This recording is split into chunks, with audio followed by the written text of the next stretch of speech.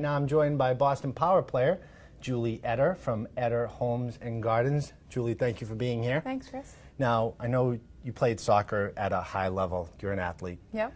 Real estate today is really a game, right? So for the buyer out there that's entering into the game, how do you suggest that they prepare themselves? Yeah, that's a good question because you do need to be prepared. I use the phrase all the time, real estate's a contact sport. Before you even want to set foot in a house, you've got to make sure you have your foundation set so you are comfortable with the process and ready to be competitive with the process. First and foremost, get pre-approved. No seller's going to look at your offer without it. Get more than one pre-approval. Show them how strong you are, that everybody wants to finance you. But make sure you're comfortable in not only your mortgage amount, but your mortgage product. Everybody thinks mortgages, you know, it's one and done. And it's like a car. There's plenty of bells and whistles, okay? So make sure you have that. Sit down with an agent, of course myself preferred, to get an expectation. What are they going to see in the market? What are the ratios? Right now, properties are going 96 to 100% of asking. You have to make sure you're looking in the appropriate price range for what you can afford. What type of work are you willing to do? Identify what resources and what you're willing to take on ahead of time. And then it's really about setting the expectation. What is the market doing out there? We still have a scarce amount of inventory. You're very likely to see multiple offers and show up at an open house with several other buyers who are qualified and ready to purchase that home.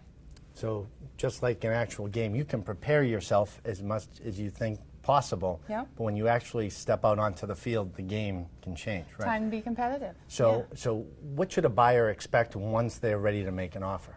Once they're ready to make an offer, they should expect that it's very likely there are other offers, depending on the town and the type of inventory or the type of real estate they're looking at. But they should expect to put strong deposits down as much as they can. Show the seller that you're serious. Show them that your dates are aggressive. You're not looking for a 3-week inspection period. You're going to get in there, you're going to do your due diligence, but you're going to do it in a time that in good faith shows them you want to move forward.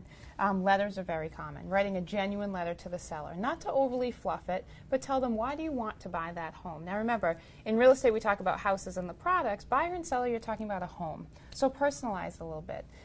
What type of inspections are you going to do? Be clear in your communication. Be clear in your inspections. Be firm on your timeline. Don't be afraid to hit the emotional piece with the seller. And of course, making sure your deposits are strong, your financing is as strong as can be. So in all of those, the seller can feel confidence that you're going to get to the finish line. Some great way to separate yourself from the other buyers. Absolutely, because you're likely going to be in competition. Great information, Julie. And if you're in the market out in the Rentham, Attleboro, Norton area and you'd like to connect with Julie and her team, you can go to julieeder.com. And remember, we have more tips right here on our page on boston.com.